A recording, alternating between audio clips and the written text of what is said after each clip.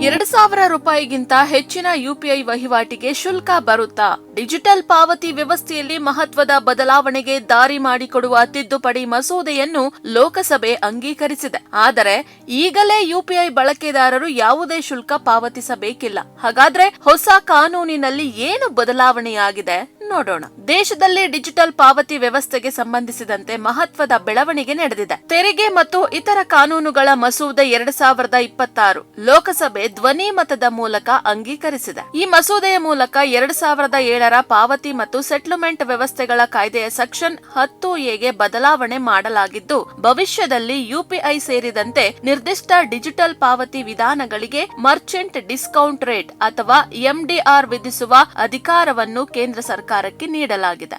MDR ಅಂದ್ರೆ Merchant discount rate. Digital ಪಾವತಿ ಸ್ವೀಕರಿಸುವ ವ್ಯಾಪಾರಿಗಳಿಂದ ಬ್ಯಾಂಕ್ಗಳು ಅಥವಾ ಪಾವತಿ ಸೇವಾ ಸಂಸ್ಥೆಗಳು ವಸೂಲಿ ಮಾಡುವ ಸೇವಾ ಶುಲ್ಕ. ಇದು ಸಾಮಾನ್ಯ ಗ್ರಾಹಕರಿಂದ ನೇರವಾಗಿ ವಸೂಲಾಗುವ ಶುಲ್ಕವಲ್ಲ. ಇದುವರೆಗೆ ಜಾರಿಯಲ್ಲಿದ್ದ ಕಾನೂನಿನ ಪ್ರಕಾರ ಯುಪಿಐ ಹಾಗೂ ಕೆಲವು ಡಿಜಿಟಲ್ ಪಾವತಿ ವಿಧಾನಗಳ ಮೇಲೆ ಬ್ಯಾಂಕ್ಗಳು ಅಥವಾ ಪಾವತಿ ಸೇವಾ ಸಂಸ್ಥೆಗಳು ಯಾವುದೇ ರೀತಿಯ ಎಂಡಿಆರ್ ವಿಧಿಸಲು ಅವಕಾಶ ಇರಲಿಲ್ಲ.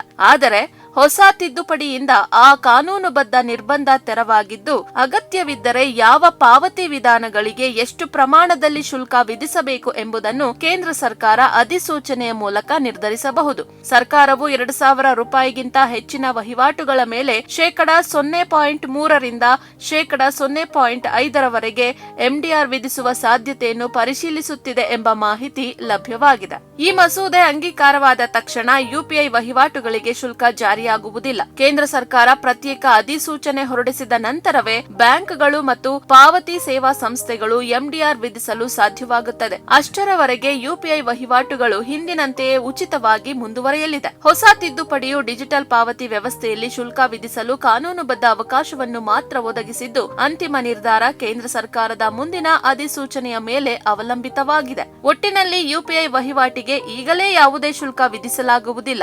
ಆದರೆ ಡಿಜಿಟಲ್ ಪಾವತಿ ವ್ಯವಸ್ಥೆಯಲ್ಲಿ ಶುಲ್ಕ ವಿಧಿಸುವ ಅಧಿಕಾರವನ್ನು ಕೇಂದ್ರ ಸರ್ಕಾರಕ್ಕೆ ನೀಡುವ ಮೂಲಕ ಭವಿಷ್ಯದ ನೀತಿಗೆ ದಾರಿ ಮಾಡಿಕೊಡುವ ಮಹತ್ವದ ಕಾನೂನು ಬದಲಾವಣೆ ಇದಾಗಿದೆ. ಈಗ ಎಲ್ಲರ ಕಣ್ಣು ಕೇಂದ್ರ ಸರ್ಕಾರದ ಮುಂದಿನ ಅಧಿಸೂಚನೆಯತ್ತ ನೆಟ್ಟಿದೆ.